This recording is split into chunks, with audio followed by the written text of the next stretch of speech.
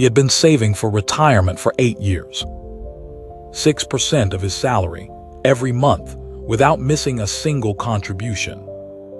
On the day he finally ran the calculation, he discovered that his pension pot at 65, if nothing changed, would generate an annual retirement income of approximately £9,400. He needed $28,000. He had been doing the right thing for 8 years. He had never once checked whether the right thing was enough. There is something I read early in my career, pinned above a colleague's desk, in an office I spent 3 years in. I dismissed it at the time the way you dismiss things that sound like motivational posters, before you have lived long enough to understand that some things that look like posters are actually just true. It said, compound interest is the 8th wonder of the world. He who understands it earns it. He who does not pays it. I have thought about that sentence more times than I can count across the years since. Not because it is profound in the way that academic research is profound, because it is accurate in the way that only very simple things are accurate.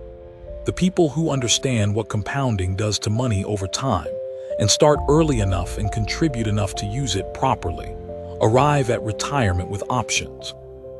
The people who intend to understand it properly later, who set a contribution at the default rate and move on, pay the cost of not understanding it in a currency that arrives very slowly and all at once.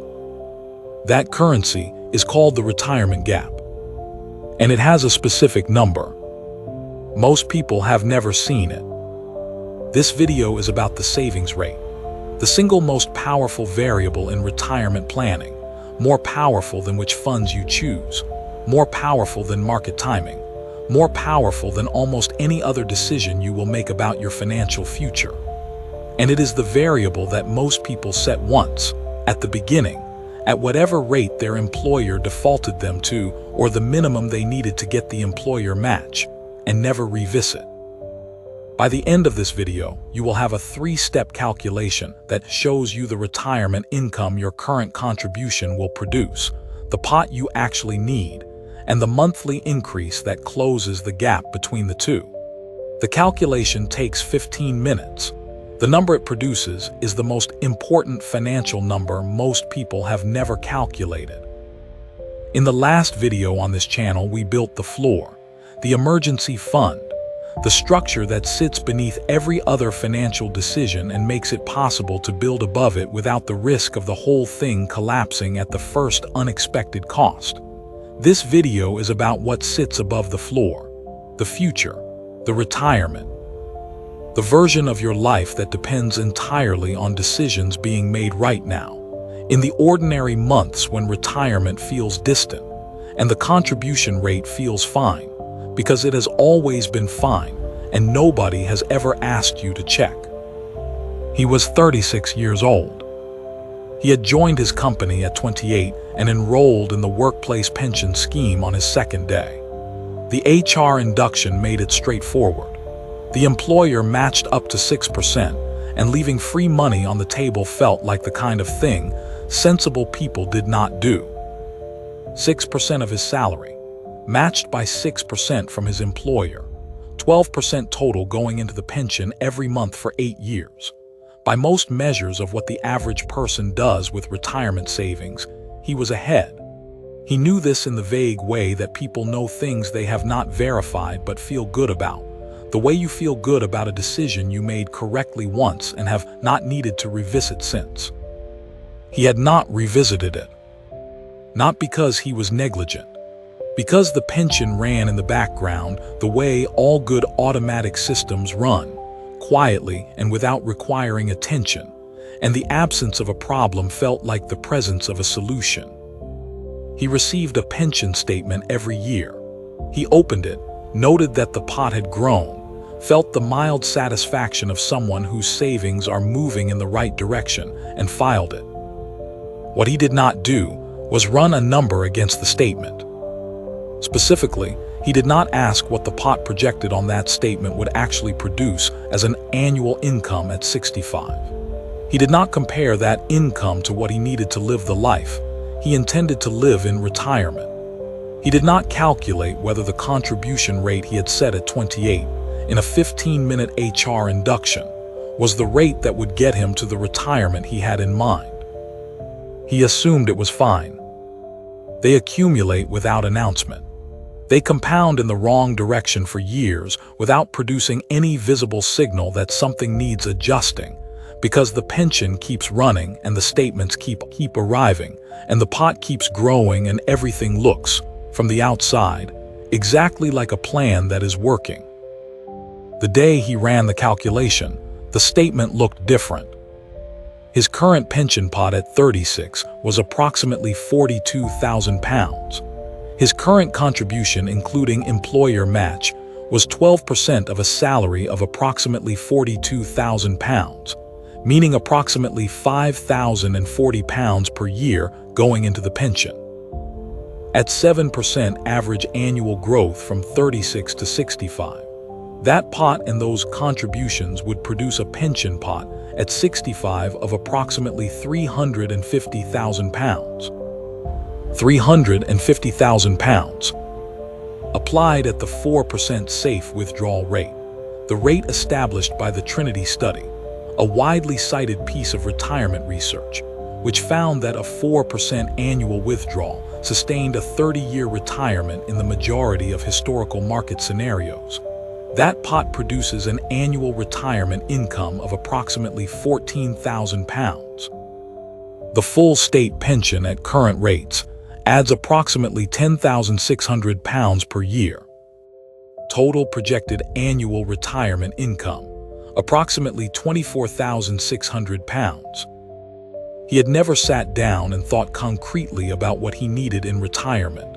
When he did, for the first time, the number he arrived at was £35,000 a year. Not luxurious, not extravagant.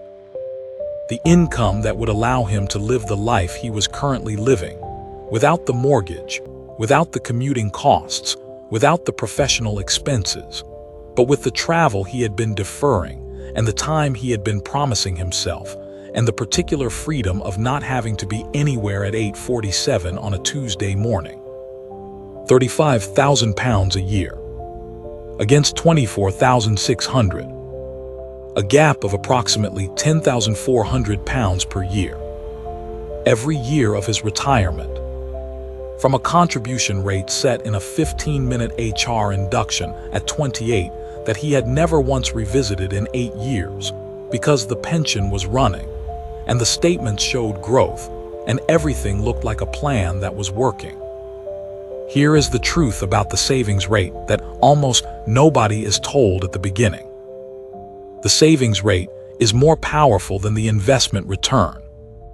Most people who think about retirement focus on investment performance, which fund, which platform, whether to be in equities or bonds or property. These are real decisions with real consequences. But across the long periods of time that retirement planning operates in, the variable that determines the outcome more than any other is not how well the money grows. It is how much of it you put in. Consider two people, same age, same starting salary of £40,000. Person A saves 10% of their income from 30 to 65. 35 years of contributions at 7% average annual return. Person B saves 20% from 30 to 65. Same period, same return. Person A retire with approximately £760,000. Person B retires with approximately £1,520,000. The savings rate doubled. The retirement pot doubled. Almost precisely. Because the savings rate and the investment return compound together. The return does not operate on the money in isolation. It operates on the money you put in. More money in means more money compounding. The savings rate is the multiplier that the return applies itself to. Change the multiplier and even a modest return becomes more powerful. Now consider what the savings rate does to the retirement date itself. A person earning £40,000 and saving 10% of their income reaches financial independence. the point at which their investment pot can sustain their lifestyle indefinitely at the 4% withdrawal rate in approximately 43 years. That is a working life most people are already living. The same person saving 20% reaches that point in approximately 32 years. 11 years earlier, enough to matter completely. 30%, approximately 25 years. 40%, approximately 22 years. Every 10% increase in the savings rate cuts approximately 8 to 11 years from the working life. Not from the pot size, from the number of years you have to show up. The savings rate is not just an investment variable. It is a time variable. It is the lever that determines not only how much you retire with, but when you get to retire at all. He had never been told this, not in the HR induction, not in the pension statement, not in any of the financial content he had consumed across 8 years of being a responsible, contributing member of a workplace pension scheme. He had been told to save. He had not been told that how much you save matters more than almost anything else. He had not been told that the difference between 6% and 12% was not the difference between saving a little and saving a bit more. It was the difference between retiring at 68 and retiring at 61. 7 years. From one number, revisited once. The reason retirement planning feels so abstract for so long is not laziness. It is not indifference. It is something specific about how the brain handles time. When a reward is 30 years away, the brain assigns it far less weight than a cost arriving today. The part of the brain that processes immediate reward is old, fast, and powerful. The part that reasons about 30-year consequences is newer, slower, and loses every time the two are in competition. Increasing your pension contribution requires giving up something real and present for a benefit that arrives in a future so distant it does not feel real at all. And so the contribution rate set at 28 stays at 28% at 36. Not because the person forgot to increase it. Because every month there was a reason to leave it where it was, and the future retirement, however important in the abstract, was not present enough to compete with the reasons the present month provided. The only thing that defeats this pattern consistently is not willpower. It is a calculation, a specific number that makes the future retirement present enough to compete. The gap in pounds or dollars per year for every year of the retirement. When the gap has a number, it stops being abstract. When it stops being abstract, it starts being addressable. Here is the framework. The retirement backwards calculation. 3 steps, 15 minutes, one number that changes everything. Step 1. Decide the annual income you need in retirement. Not a vague sense of enough, a specific number. The income that allows you to live the life you intend to live after work ends. Remove the costs that disappear with work. The commuting, the professional wardrobe, the mortgage if it will be paid off. Add the costs that arrive with time. The travel, the hobbies, the healthcare arrive at a number. Write it down. Step 2. Calculate the pot required to generate that income. Subtract any guaranteed income you will receive. State pension, any defined benefit pension, whatever arrives regardless of the pot size. The remainder is the income the pot must generate. Divide that remainder by 0.04. The result is the pot you need. Step 3. Calculate the monthly contribution required to reach that pot by your target retirement age. Use any retirement calculator. Enter your current pot, your target pot, your expected annual return, your years to retirement. The calculator produces the required monthly contribution. Compare that to your current contribution. The difference is your retirement gap in monthly pounds or dollars. That number is the most important financial number you own. Not because it is dramatic, because it is specific. And specific problems have specific solutions in a way that vague unease about whether the retirement savings are enough never does. The retirement backwards calculation is one piece of the system this channel is building. Understanding the gap is the beginning. The complete system connects the gap to the savings rate decisions, to the investment choices above the floor, to the salary negotiations that determine the income the savings rate applies to. But start here, because you cannot close a gap you have never measured. There are two versions of the next 29 years. In the first version, the contribution stays at 6%. The pension runs, the statements arrive, the pot grows, everything continues to look from the outside like a plan that is working. He gets pay rises and the contribution grows in absolute terms because 6% of a larger salary is larger than 6% of a smaller one. The pot reaches £350,000 at 65. He retires on $24,600 a year. He tells people he managed fine. He means it. He does manage. He adjusts. He finds that $35,000 was more than he strictly needed, and $24,600 is more than he feared.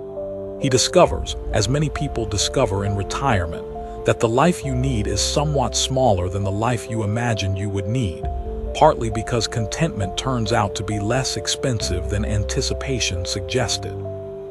But he also discovers the gap in a different way. In the decisions he cannot make, the trip he does not take because the numbers do not quite reach, the boiler that fails in year 4 of retirement and requires a conversation with the bank he would not have needed to have if the pot had been deeper. The specific feeling of someone who is fine but not free, which is not the same thing, and who knows on some level that the difference between fine and free was a monthly number he could have changed at any point across 29 years and chose, in each of those months, not 2. In the second version, he runs the retirement backwards calculation the week after he discovers the gap. Step 1. He needs £35,000 a year in retirement. Step 2. The state pension provides $10,600. The pot must generate $24,400. Divided by 0.04, he needs a pot of £610,000. Step 3. He has £42,000 in the pot today.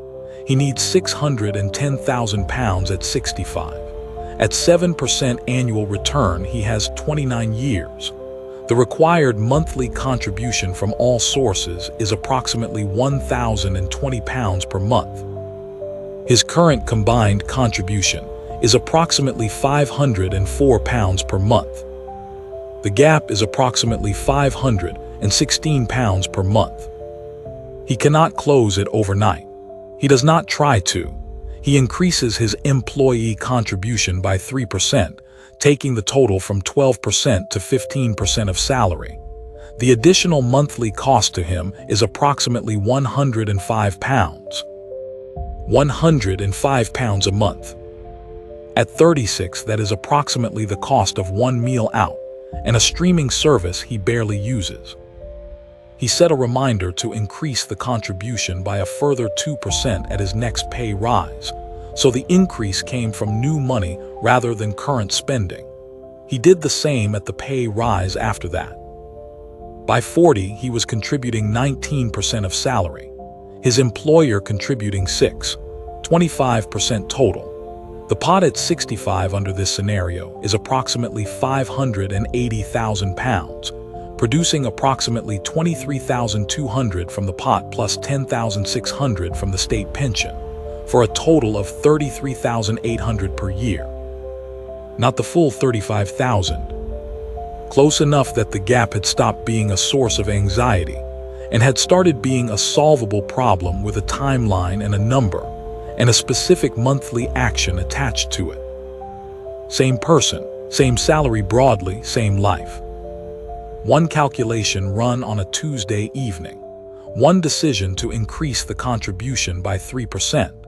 A plan to increase it further at every pay rise until the gap was closed. The difference between starting a pension contribution at 25 versus 35 is worth sitting with before this video closes. £200 a month from 25 to 65 at 7% average annual return, approximately £525,000. The same £200 from 35 to 65, approximately £243,000. The 10-year delay costs approximately £282,000. Not from making a bad investment, not from choosing the wrong fund, from starting a decade later. This calculation assumes 7% average annual return. 7% is the approximate historical average of a broad, diversified market index after inflation adjustment. It is not a guarantee. It is a historically grounded assumption used consistently across every video on this channel. Your actual return will vary. The sentence above the desk, in the office I worked in early in my career. Compound interest is the eighth wonder of the world. He who understands it earns it. He who does not pays it. I have never found a more precise description of what this video is about. He who understands it earns the £525,000. He who does not pays the £282,000 cost of the decade he spent intending to start. The understanding is not complicated. The calculation is 15 minutes. The gap it reveals is specific and addressable. The only thing standing between the current contribution rate and the required one is the decision to look at the number and act on it. He increased his contribution the month after he ran the calculation. Not to the full amount required, 3% more than yesterday, enough to close part of the gap immediately and create a habit of revisiting the number rather than filing the statement and moving on. He set the reminder for his next pay rise. He opened the pension app on the last Sunday of every month instead of once a year when the statement arrived. Not to monitor the performance anxiously, to keep the future present enough to compete with the present.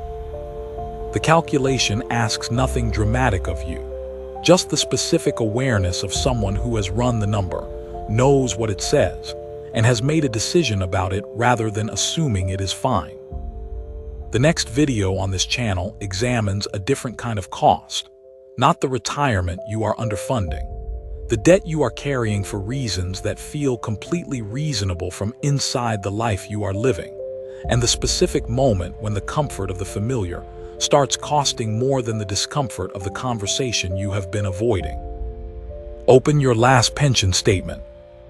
Find the projected pot at your retirement age. Apply the 4% withdrawal rate. Add the state pension. Compare that number to the income you actually need. If the gap surprises you, you have just run the most important financial calculation you have ever done. If it does not surprise you, you already know what to do next. Till the next video, signing off, David Hangrove. Hope you like the content. Comment down your thoughts or experiences.